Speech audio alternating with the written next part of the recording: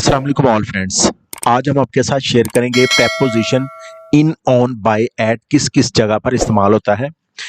तो चलिए हम स्टार्ट करते हैं। In time, in demand, in of focus, in an uproar, in answer to, in anticipation of, in arrears, in danger, in debit, in decline, on watch, on the record, on the road, on oath, on pain of, on the air, on balance, on a diet, on a journey, on a trip, by chance, by luck, by accident, by air, by sea, by land, by all accounts, by all means, by any standard, by appointment, at high speed, at one side, at a fraction of, at the outset of, at the end, at side, at the double, at on time, at a discount, at a distance, at a glance।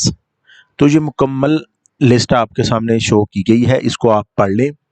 इन फैक्ट, in फेयरेंस, in fairness to, in favour of, in fear of, in flames, इस तरह on a spree, on account of, on N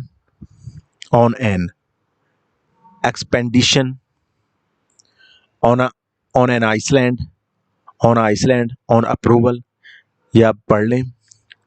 eight issue, at large, at least, at length, at liberty, in good faith, in hand, in haste. ये मुकम्मल बताए गए हैं in, on, by और at के बारे में। ये यानी कि ये प्रेपोजिशन किन किन वर्ड्स के साथ एडजस्ट होती है, ये आप मुकम्मल इसको पढ़ लें, रीड कर लें, वॉच कर लें, देख लें।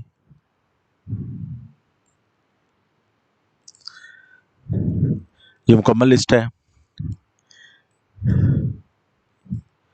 तो उम्मीद करते हैं फ्रेंड्स ये इन्फॉर्मेशन आपके लिए इंतहाई अहम होगी। इस तरह की मज़ीद मालूमाती वीडियो हासिल करने के लिए हमारे चैनल को लाइक एंड सब्सक्राइब कर दीजिए, ताकि आने वाली तमाम तर इन्फॉर्मेटिव वीडियोस आप तक बआसानी और टाइम पर पहुंच सकें। थैंक्स एंड अल्लाह हाफिज़।